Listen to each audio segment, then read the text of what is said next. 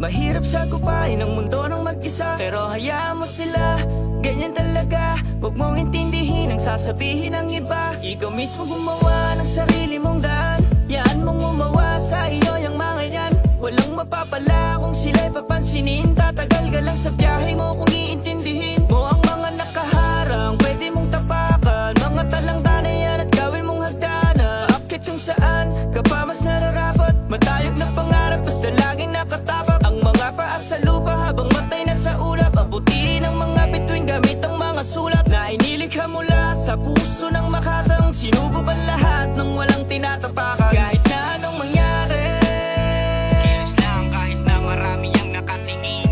Diretso lang sa biyahe,